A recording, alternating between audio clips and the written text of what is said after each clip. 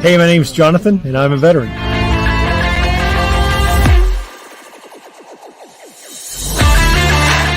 Hi, my name is Daryl, and I'm a veteran. My name is Chad, and I'm a veteran. Hey, I'm Travis. I'm an Air Force veteran. Hi, my name's Ashley, and I'm a veteran.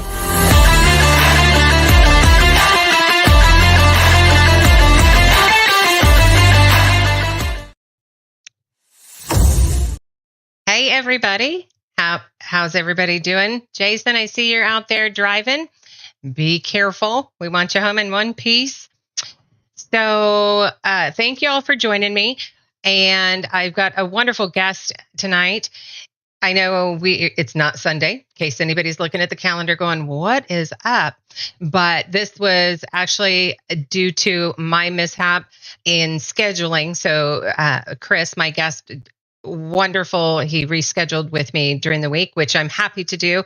And my sincere apologies for that mix up. Before we get going, just wanted to go over a couple of books. If you haven't already, we have The Perfect Fucking Life. That's by Jason Lee Morrison. Pick it up. Very good read. We also have from Lee Deckelman. This is Internal Volume. And so here's the side of that. Go this way. Internal Volume by Lee Deckelman. Both really good reads, and you can get them both off of Amazon. So without further ado, let's get Chris on. And everybody, if you're out there, give him a warm welcome. Hi there. Hi. How are you doing today? Doing fine. I really appreciate you rescheduling with me and coming on today. Yeah, not a problem at all. I hear your dogs. I was going to say, when my kid and my husband get home, you'll probably hear my dogs. Yeah. So And actually, let me shut this door so that's a little bit quieter. Sure, no problem.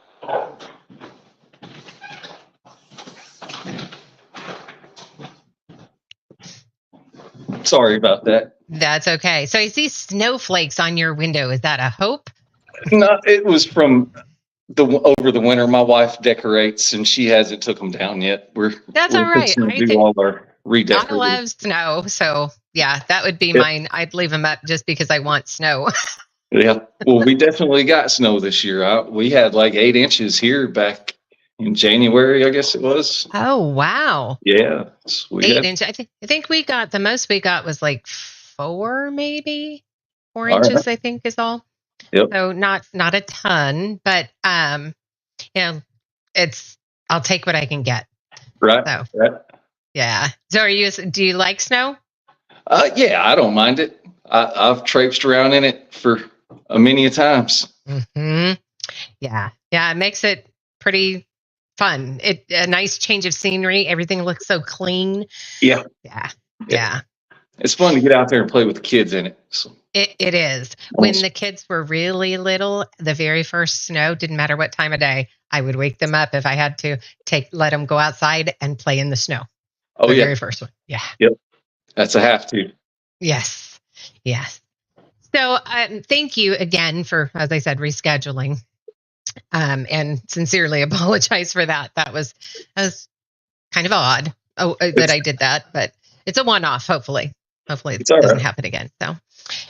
So you ready to kind of jump in? Oh, yeah. Excellent. So let's start with the basics, right? So tell me a little bit about your childhood. What was it like for you growing up? So I grew up in Tennessee. My earliest memories, my dad did HVAC, and we lived on like a farm. He kind of had like a farm as a side job. He raised horses, Dobermans. Gosh, I remember many summer out picking blackberries.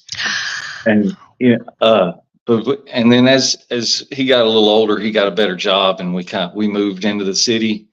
Had a nicer house, just average Tennessee kid life. I loved riding my bicycle. I rode my bicycle everywhere, and then it stuck with me. I think when I was 13, I started getting into mountain biking, and that was when the Olympics had just started letting the mountain biking into the Olympics. And I was young. I went to the Olympic trials for mountain biking, and I got like 4th place in Tennessee for my age group. Oh, wow. So, yeah, I was all in the mountain. Yep. Angry Sarge, DJ Play Nice, thanks so very much for joining tonight. I see you all out there. So you grew up here, and so they had blackberry bushes and all that kind of stuff here, of course. Yeah. Oh yeah. Yeah. Where I was raised up at. Yep. We had a huge blackberry patch behind our house. Gosh, I can remember it was hard getting in it, like it was so all the thorns and everything, but I was little. I was 3, 4, 5 years old, probably, early memories.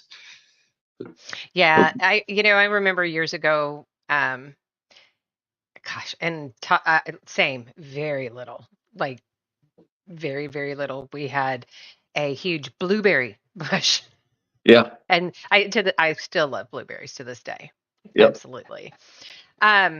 So just an average family life and nothing extraordinary. No. Yeah. My dad was a Vietnam veteran. He Oh, wow.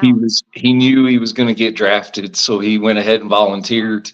I think he did 2 tours in Vietnam, and then went to Germany for a year. Good. And got out. I think he did 6 years, I believe, altogether. That's a long time for Vietnam. That's a long time. Yeah. So, is he still with us today? Yes, he is, and doing very well. Let's see, he's 76 now, and still gets around. Gets up and works on cars every day. Always has some kind of little side something going on. So he's a youngster. Yep. He's a youngster. I feel like I'm like over this direction, so I'm just going to kind of move my camera over a little bit here. You're fine. It's crazy how.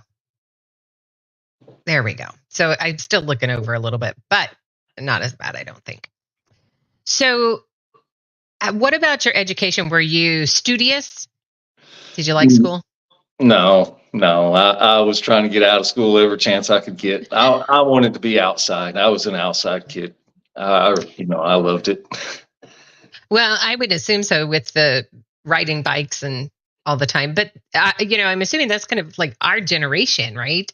Yeah. We didn't have the internet. We didn't have everything that they have now to where we're completely stuck to a screen or our phones or something. Yeah. So we had no choice but to be disconnected and find things to keep us occupied, right? Right. Yep. So, as a kid, outside of riding bikes, was there anything that you enjoyed doing? I mean, gosh. So trick questions, right? It is kind of. I mean, I liked fishing. After I got a little older, we moved out by the lake, and our house was on the lake. I mean, I can remember going fishing all the time, and we had a lot of woods behind our house too, off there by the lake, and walking through the woods a lot, just exploring. Going to like the big culverts that run under the roads, and just exploring stuff like that. That's a lot of my main memories growing up. And then, as I got on into teenager and started getting my license, of course it was, let's go ride around and, and then girlfriends get involved and yep, there it goes. It's all done after that, right? Yep, exactly. Yep. Oh, yeah.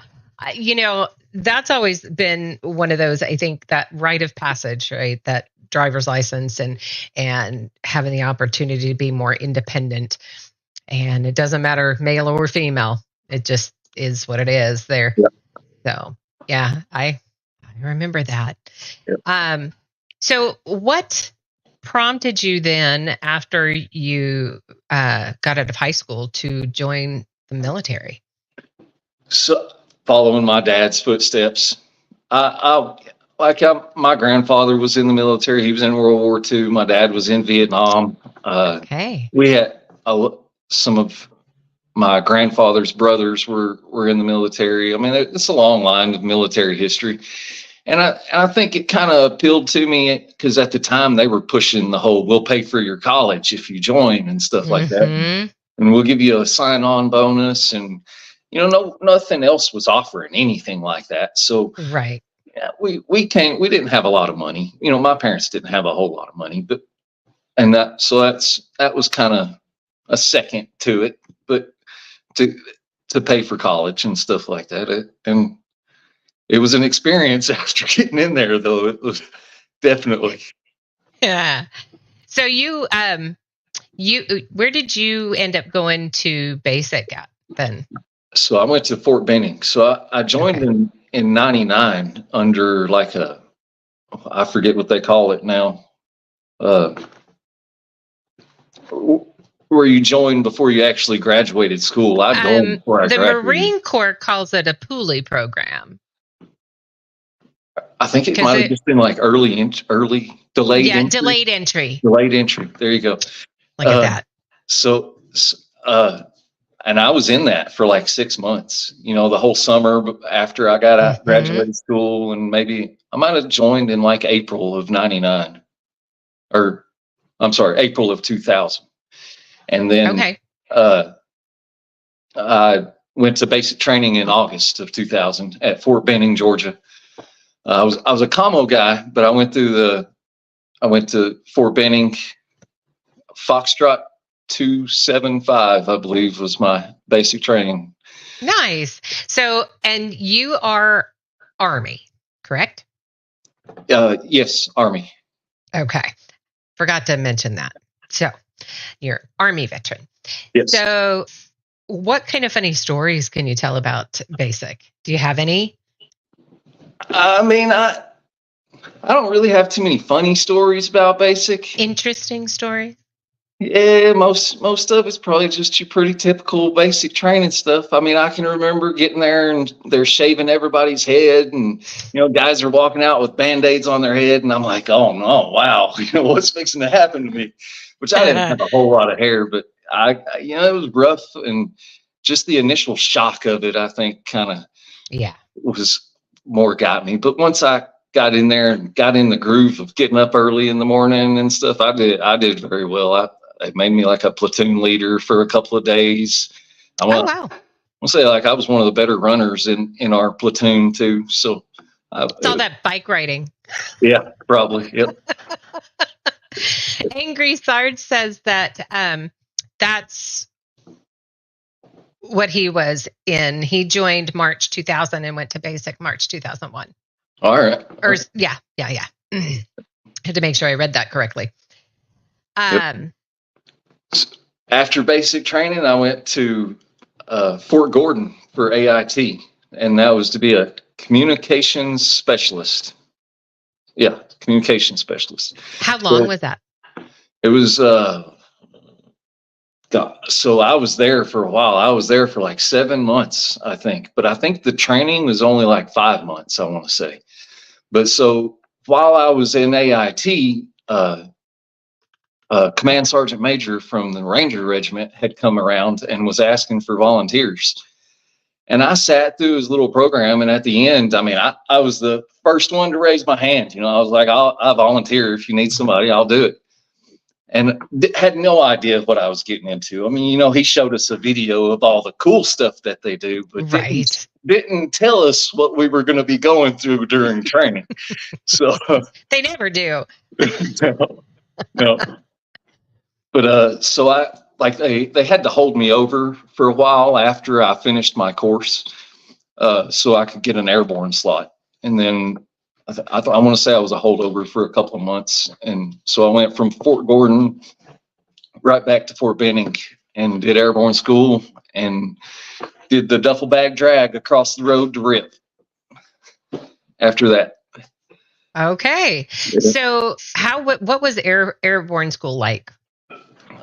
Airborne school, lots of pull-ups. Man, it was every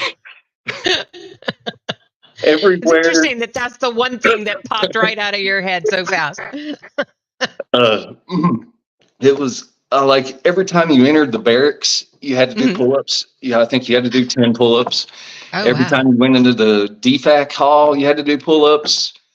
And anytime one of the instructors would come around, and at any given moment, it was go do pull-ups, which, and a lot of that was for pulling the risers on the chute to make sure you could do it. So, which is good, but I can only imagine the line, right? right. Yeah. Waiting to your turn to go do a pull-up. I can only imagine that. That's funny. And those are some of the things that I guess you don't really think about are the purposes behind what the instructors have you do. Yep, exactly. But that makes perfect sense. And it's, you're probably thinking you're just getting smoked, but in reality, that's not the case. Yeah. So where did you go from there? So from there, I went to RIP, which was Ranger Indoctrination Program. And I want to say there were 130 something of us that left airborne school and walked over to RIP. And as soon as we got to RIP, they put us all in a huge formation on a pavement parking lot, or like a just blacktop, and told us all to get in the front lane and rest. And mind you, this is like June, maybe. Yeah, I think it's like around the middle of June, 100 and something degrees down in Georgia. Everybody's got their hand on the pavement, and I would say at least 50 of them got up and left right then. Probably not from the South.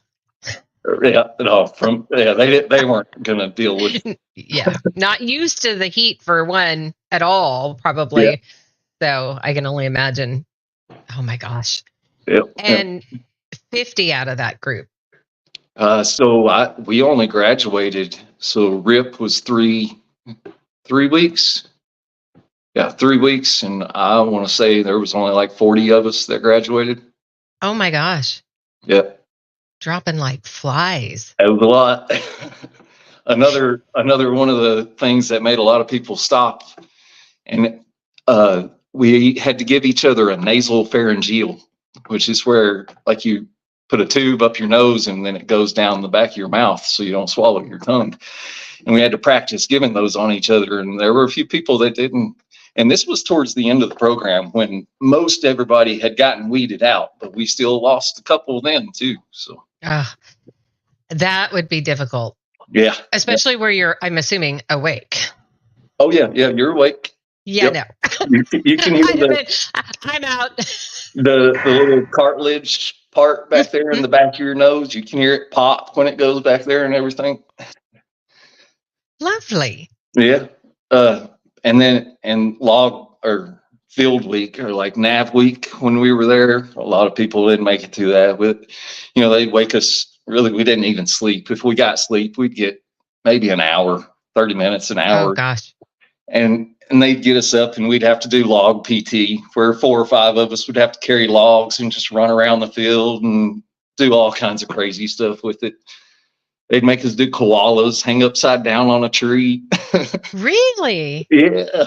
Oh my gosh. That's crazy. So did you feel like you had an advantage since you were an outdoors kind of kid?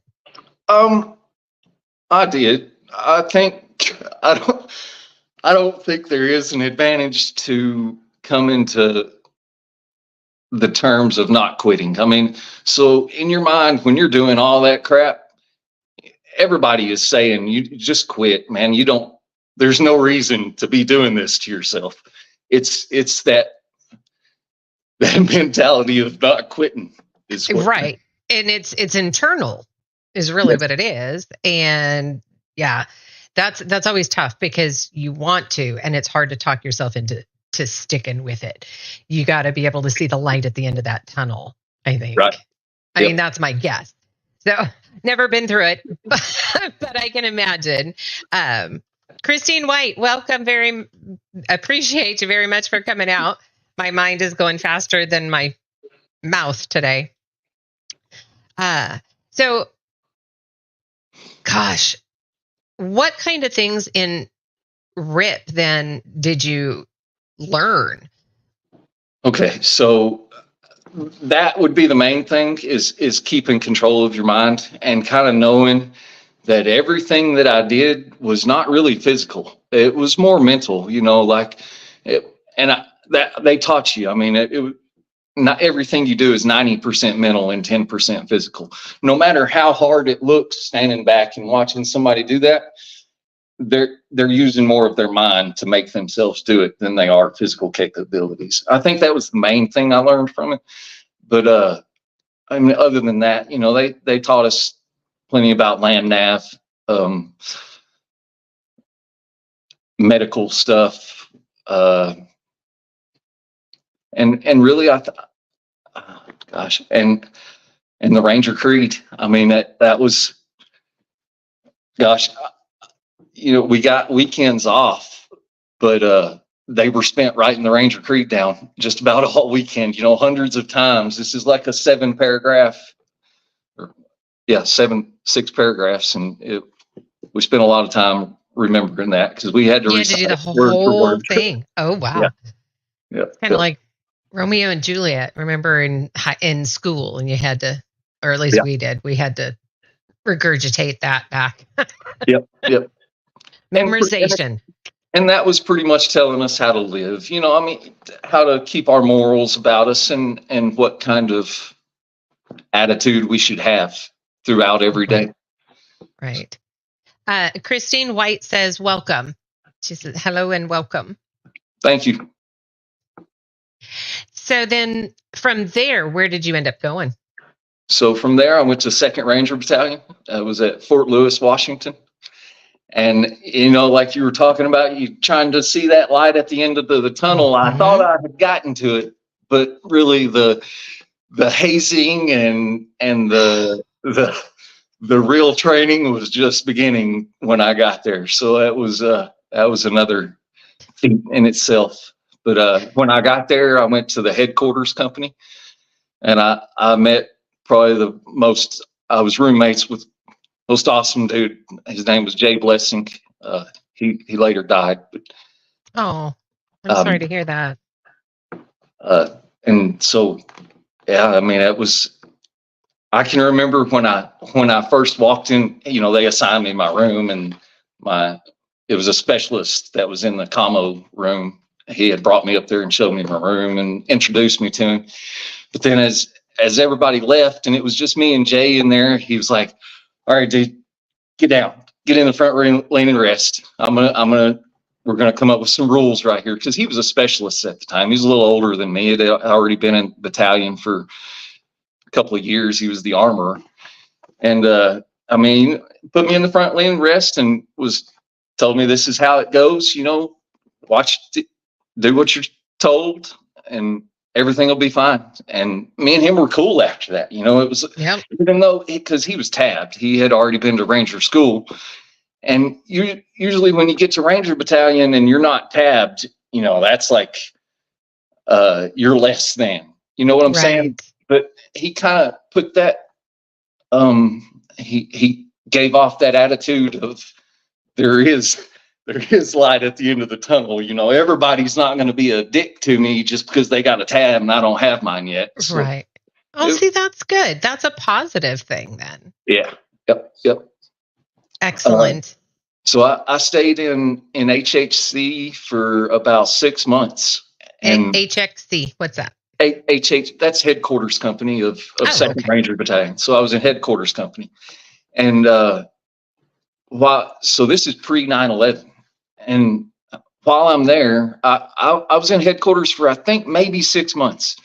But I was doing really well on my PT test. I was slacking on my sit-ups a little bit, but they were working with me and getting me up on it to where I could max it all. And I started maxing all my everything, over 100% and everything. And I was running ridiculous. Like I was one of the fastest ones in the battalion. And I think my fastest 2 mile was 11:14. Oh, wow. So the commo sergeant, he recommended that I go to a line company. So I got transferred out of headquarters and went to Bravo Company.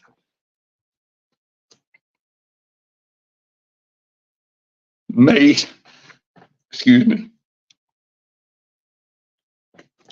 3 weeks after I got to Bravo Company, 9/11 happened. My phone is about to die. Can you give me just a second? You bet. I'm sorry.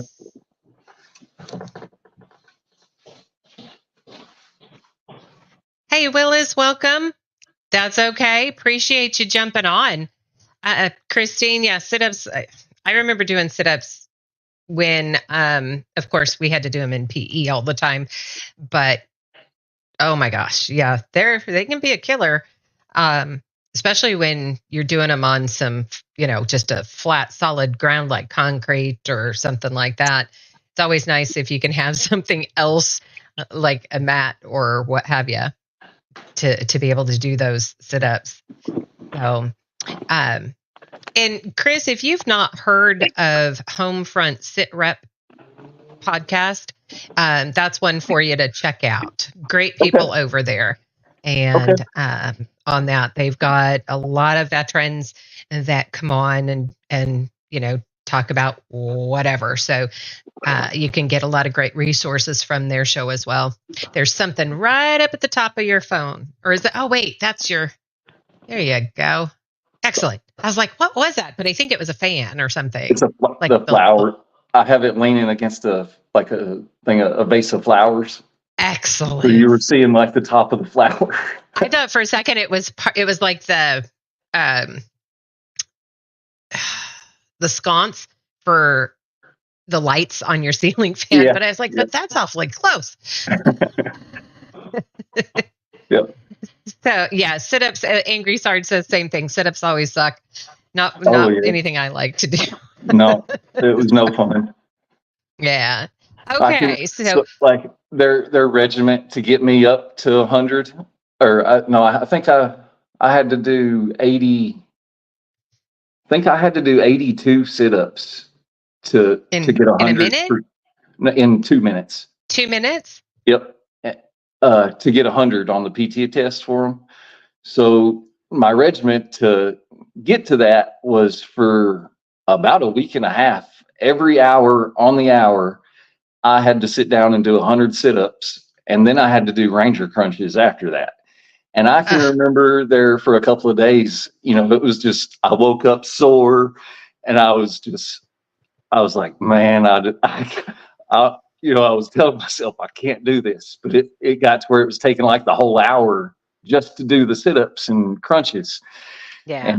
But I mean, I see what they were doing. They did well.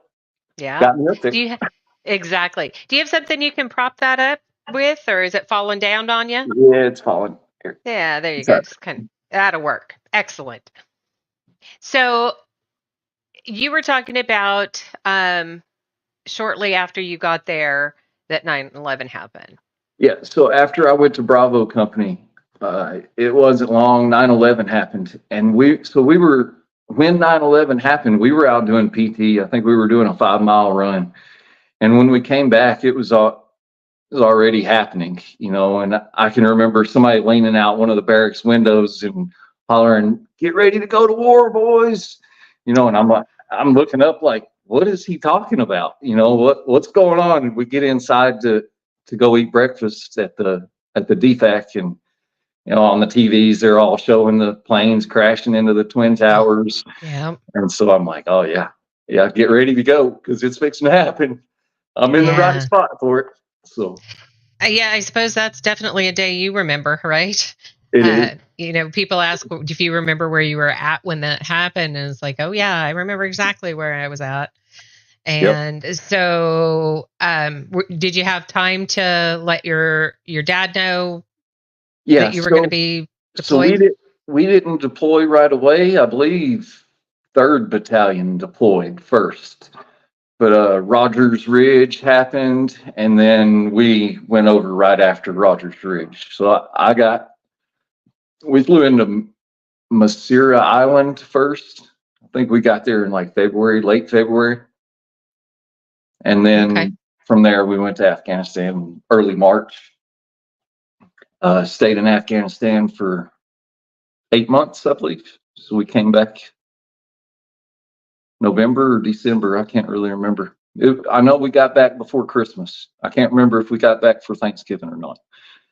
We got off and got leave, got to come home for a little while, went back to my unit, did some training and went. And then actually by March, we were in Iraq again. So stayed there for 8 months and came back and went back to Afghanistan again. Yeah, that's hard. That time, just very emotional. And I'm sure, your battalion was all like, let's go. Yeah. Oh, yeah. Oh, everybody had signs hanging up, gone hunting, and oh yeah, it was. Yeah. We were ready. It was I'm definitely in a different mindset now than I was then. Oh, I can only imagine. Yeah. Yeah. So how was it getting yourself ready to go mentally, or was it just like, let's do this? That was the only thing you could tell yourself. Because if you didn't tell yourself that and you started thinking the other way, it just spiraled downhill. And I mean, Right. It happened to me. It happened to many other guys towards the end. So, I mean, that's how it goes. Right. But yeah. There were guys that got to battalion around the same time I did that stayed in for 20 years and did like 18 deployments and never had a problem with it. So it's dependent on the person and how strong you are mentally. I really believe it. And it, goes back to the instructors really mentally preparing you for things that happen spur of the moment and all of that. Yeah. Yep. So it sounds like that they really did a good job in getting you guys trained up, which is excellent. And thank you for all of your sacrifices and your service, of course. So once you got there, was there a major culture shock? Of course, I would assume. I guess I shouldn't say, of course. Yeah, when I got there, I was more in awe. It was just like I didn't really know what to expect going over there. So, and I get there and there is no grass. I mean, it's non-existent. And then you look at all the buildings and you're like, it looks like a dilapidated American city, kind of, like older, dilapidated town. But you go in there and there's people everywhere, and it's crowded in a lot of those cities, like Kandahar and Asadabad. Those places were extremely crowded, but they look just so dilapidated. But those people, that's how they were, and that's what was normal to them. So it was definitely. So DJ Play Nice asked a question as to whether or not you'd been out of the U.S. before your deployment. No. Never been out of the U.S. before deployment. So you obviously you'd flown from different places within the U.S. So it wasn't. How long do you recall how long the flight was? I want to say it was like 18 hours altogether. So we stopped, and it was weird too, because I think we flew the opposite way of what I would have thought we flew.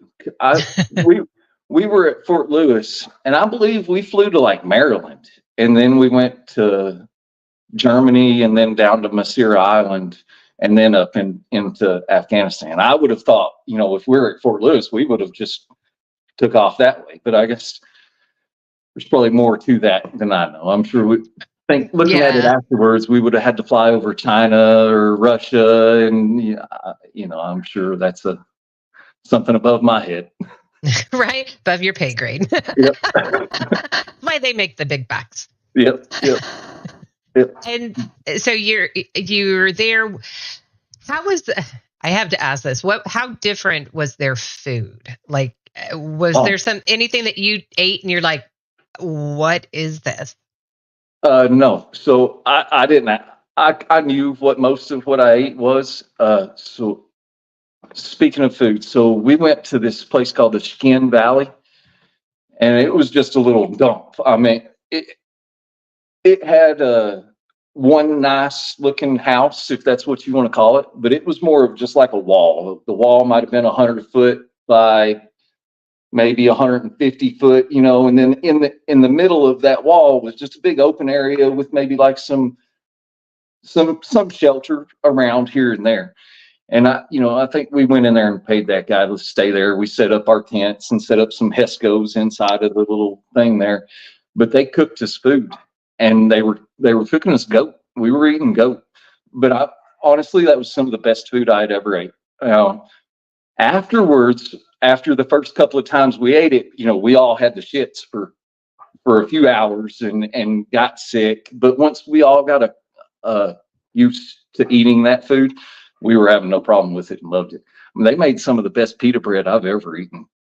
Really? I still remember it. Yep. And it's one of those, like, you wish you could reach out to somebody and say, what was the recipe for this? Right. That and the chai tea. They would make some chai tea and I've never had anything like it still to this day. Wow. It was good. It's because here in America, we Americanize everything, right? We steal recipes from all these other countries and turn it around and make it our own. Yeah.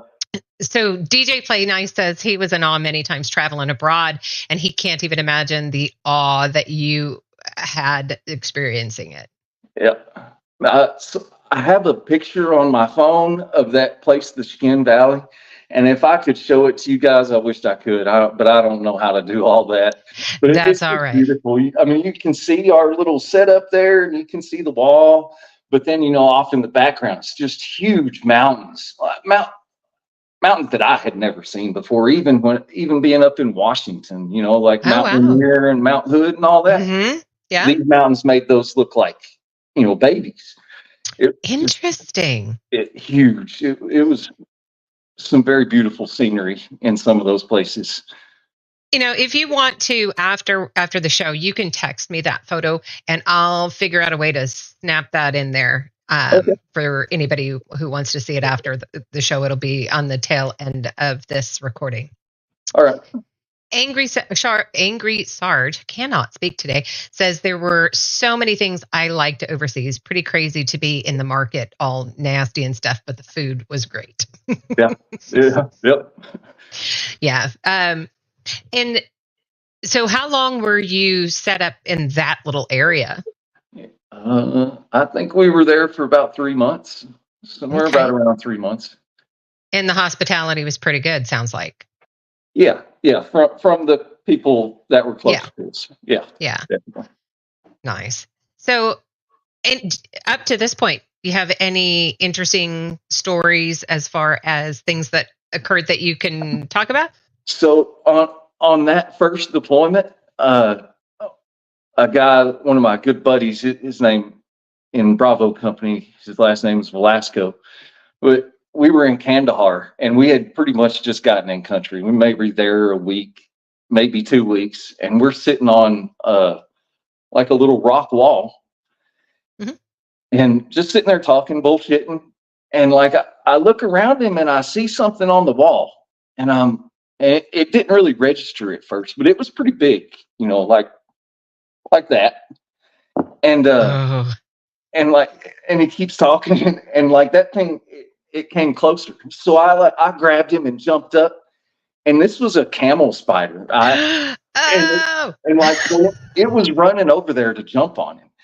And when we jumped off of the wall, it come off at us, and we were like, oh God.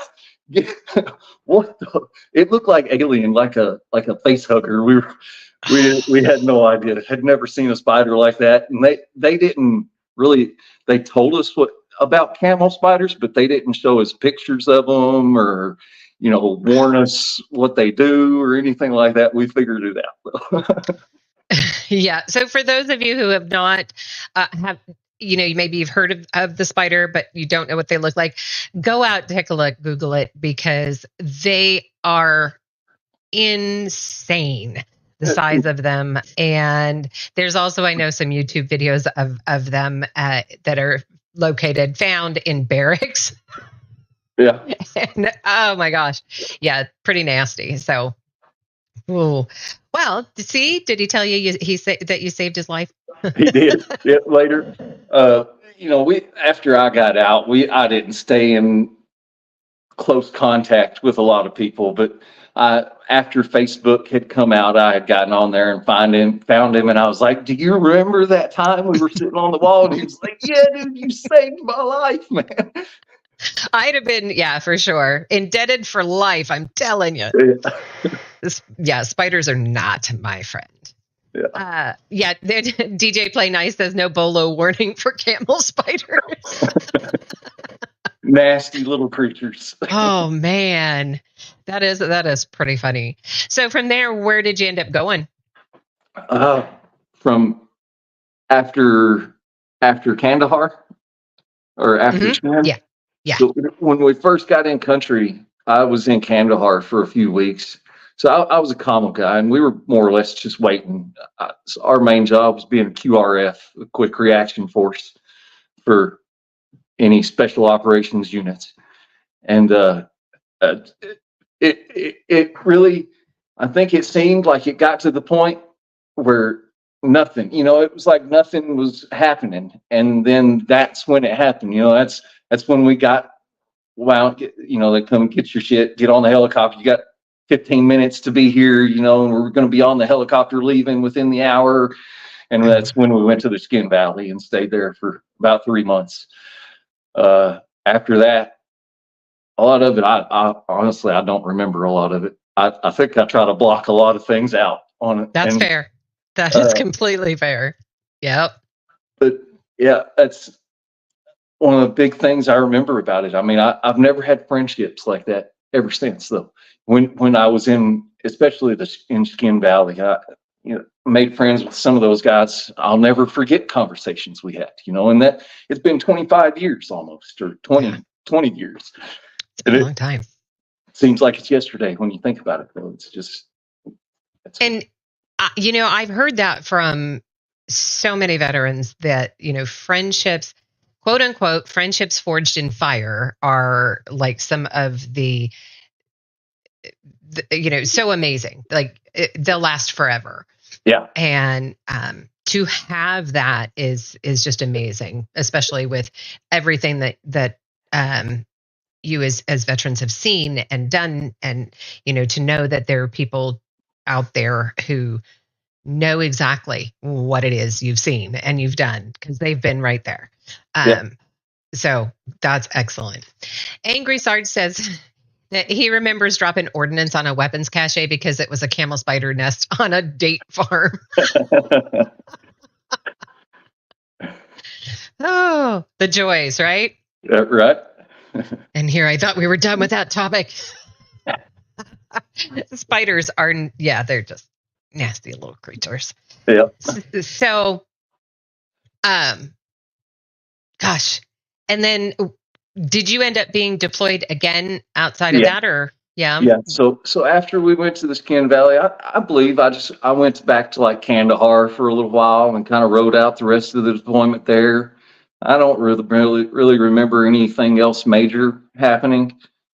And then we came home. I was at Fort Lewis for maybe a week, and that was just enough to get all of our stuff unpacked and get another bag packed and get ready to go on leave for a month. And I came back home after that. I was ready to come home. I'm sure you did. You did. Your dad was probably happy to see you and have you back on, U.S. soil. And wow. So all in total, how long did you serve then? So I did 4 years. 4 years. Actually, I did a little over 4 years, but it was like 4.5 years, I believe. And of the places that you were deployed, what was your favorite place? None of them. But I mean, I guess it depends on what perspective you ask that in. I think I got to do a lot more cooler stuff when I was in Iraq, but definitely like the the bonding with people and things like that more happened when I was in Afghanistan. And Afghanistan had much prettier scenery around me, you know, which made it easier being over there. Yeah. But, yeah, you know, Iraq was a lot. It was different. Yeah, we weren't when we got back from Afghanistan. It was just like all of a sudden, you know, we thought we were going to be home for a year, and let the other two battalions rotate through their deployments, and then we were going to be going back. But I guess they decided to invade Iraq, and we left like middle of February again, and we sat in Saudi. I was in Saudi Arabia for a couple of weeks, and then D-Day happened, and we got in our Humvees and took the long, desolate highway to Baghdad. Yeah. I can only, oh my gosh. And I can just picture the drive, right? The scenery or lack thereof. Yeah. It was literally nothing. So, and I actually have a story. Before D-Day into Iraq, there were some other things going on, but I had gotten into it with my with my direct sergeant, and it got took into the first sergeant. So the first sergeant was like, "Well, we're going to give you a different job," and the sergeant was going to go on with that. But so on D-Day, instead of being a commo guy, I got to carry the 240 on the back of the truck into Iraq. I didn't get to use it going in there or anything, but it was still, you know, in my mind, I was like, "This is awesome. I got a huge freaking machine gun, you know, and I'm rolling into Iraq with it. This is great." But you didn't get to use it. No. On our way in, they dropped a JDAM, a 500-pound bomb on a little outpost or whatever you want, a little camp that they had, and we went in and checked that out. And afterwards, the platoon sergeant let a few of us take turns. There was like this big mural of Saddam Hussein there that had Saddam painted on it. So we took turns shooting the 50 cal and the Mark 19 at it. But oh my gosh. I was going to ask you, that was one of my questions. Did you have an opportunity to shoot the 50 cal? Yes, I did. So that answered that question. Yep. That's I sure awesome. did. Yeah. What was your, I guess I'm not going to ask what your favorite weapon was, because that's not fair.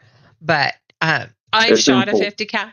What was the M4? I love the M4. Yeah. Yeah. I've shot a 50 cal. Fun. It was fun.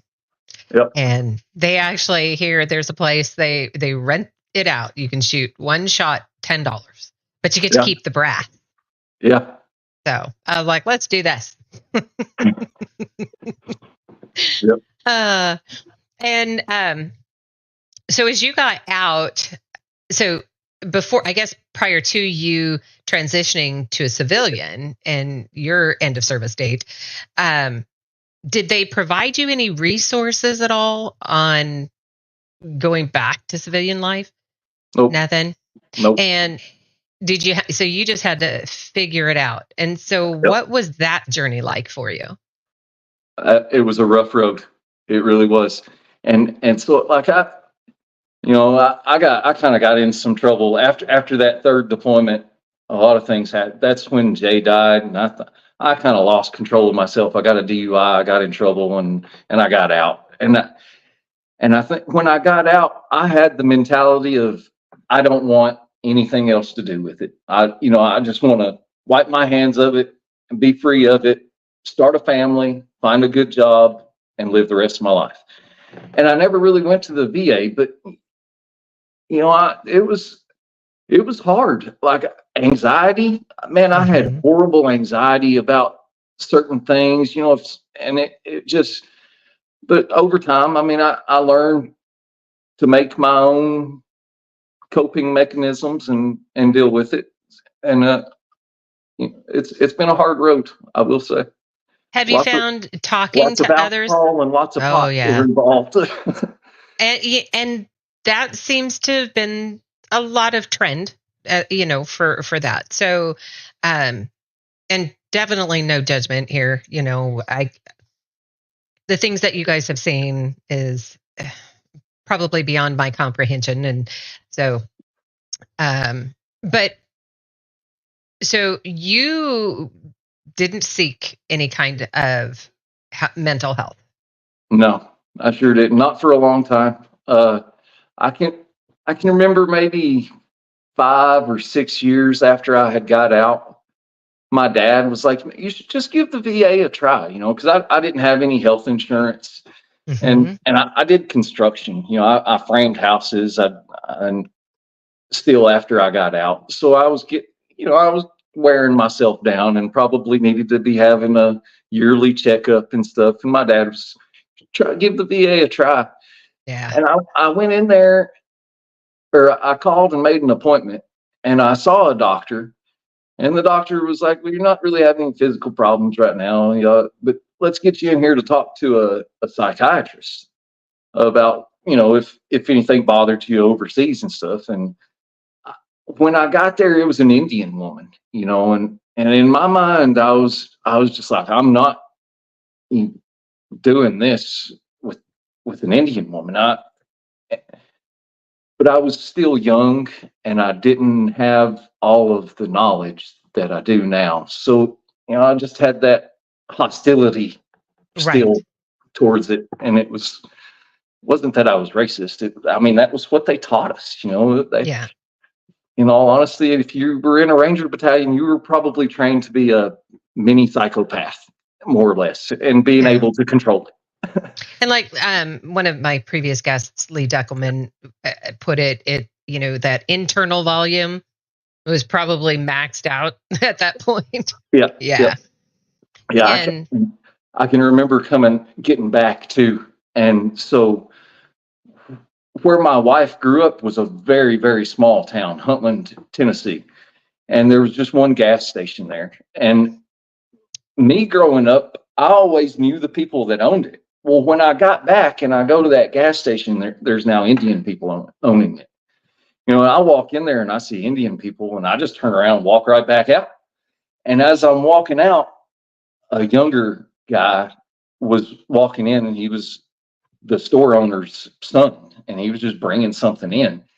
And like, he tried to walk through the door, and I was like, I put my finger on his chest. I'm like, I'm not holding the door open for you, and it didn't hit me right when I said it, but I went and I got back in the car, and I was like, man, what did I just do? Why? That's not me. I'm not that person to do something like that. Why did I do that? And it made me think. Yeah, it did. Again, I went down a hard road.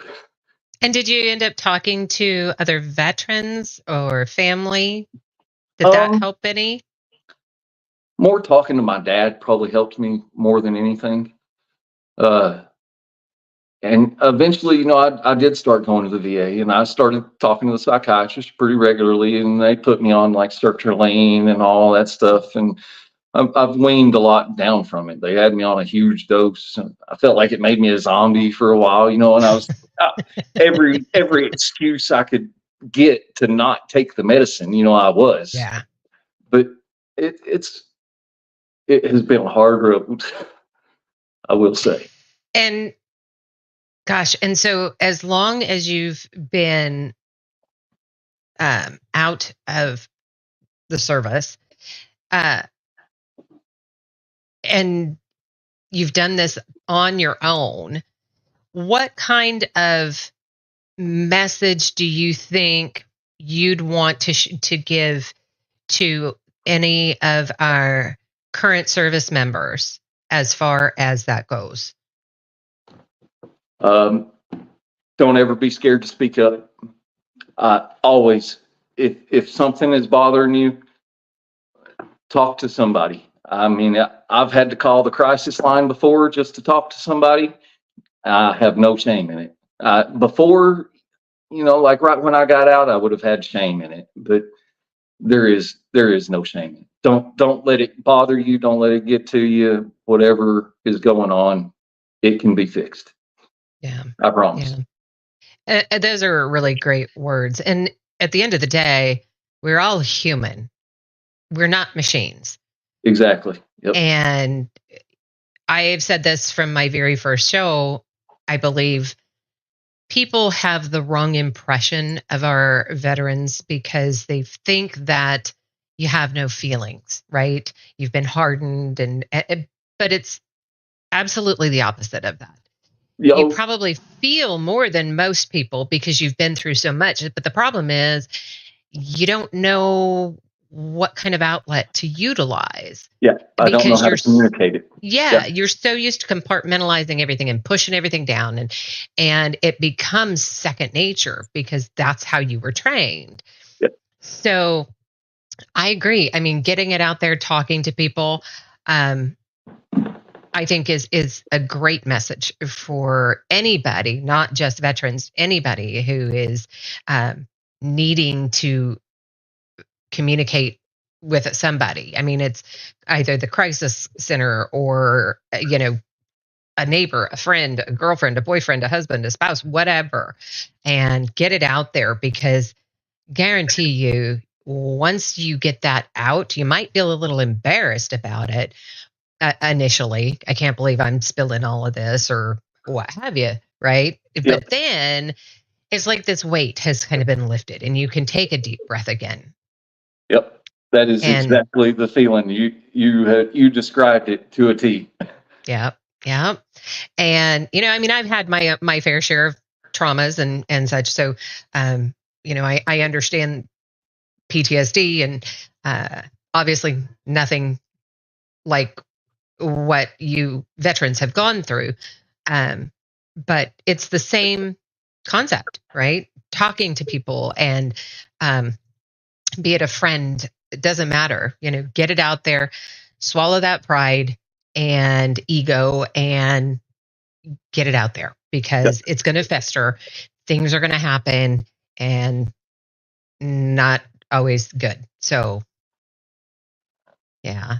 Yep. And so at this point in your life, what are you doing nowadays? So right now at this moment, so my back is pretty messed up. Actually, while I was in, we were doing a jump. It was a nighttime jump, and the winds had gotten real high, and they red lighted the plane just maybe 3 or 4 jumpers after I jumped. And when I hit, it knocked me out. I woke up, chute was dragging me, and I couldn't feel my right leg.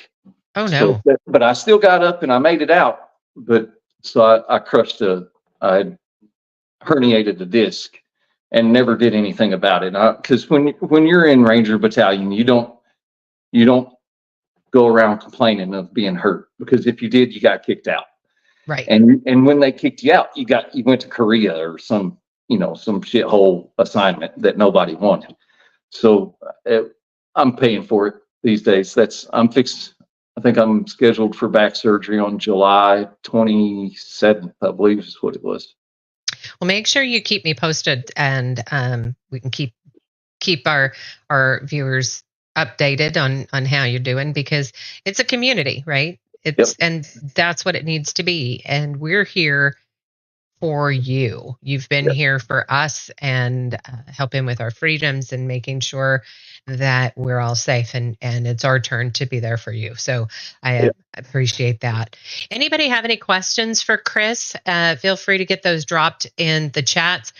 DJ Play Nice was trying to get, I'm assuming maybe an emoji or something of that nature of a salute. So he was saluting you. And yes, so he also says that no doubt, and all the best for a good result on that surgery. So we'll be in contact, of course, making sure we get updates, and we'll be all thinking very good thoughts for you. If you need anything in the meantime, of course, you've got my number. So always here to help however we can. I know that right now the upcoming generation is kind of having a hard time with wanting to enlist. Um, do you have any thoughts, any words of wisdom for them that, might help them make it a determination? Because I know obviously the numbers all across the board are light. And I'm seeing, in fact, I think today I read something about one of the branches was reducing some more stuff. Mm-hmm. And I don't know if there were different MOSs or what, but it seems to be happening more and more, and because they just can't get those numbers. Right. So I have a 14-year-old son and an 8-year-old son. I haven't gotten into it with my 8-year-old son, but with my 14-year-old son, I mean, I'm leaving it his choice. He sees how much I've talked about the military, and how even in my everyday life, there's a lot of things that I take on from the military, and he sees that. But you get into a political conversation really there when you talk about it, to me, because I'm not going to encourage my son to go and fight for a country that's doing their people wrong. And I honestly feel these days our people that are in charge of this country are doing the people wrong. So, but in the next 4 years that could change. And if it does change, I think we're going to see an influx in people that are going to want to join up anyways. So, yeah. and we'll see that budget start to increase again. And yeah. I yeah. really think you get into a political conversation in that. And that's fair. It's a lot of what's going on right now. Yeah. With who's in charge. Yeah. And I think a lot of it too, the kids, I say kids, right? Anybody younger than me is a kid. But nowadays, I mean, their views are a lot different. I know on Homefront Sit Reps site, it was the tip of the spear that he had done one night, and my son had come on, my oldest, and he was talking about the difference in generation and learning how they are and kind of their thought process, and to help get them in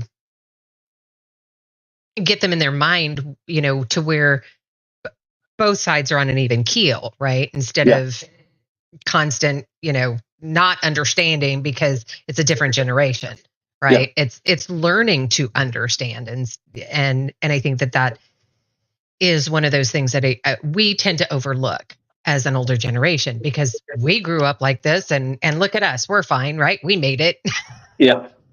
And that, I think, is something that we take for granted because we came out fine on the end of it. But the younger generation is a lot different in their mindset.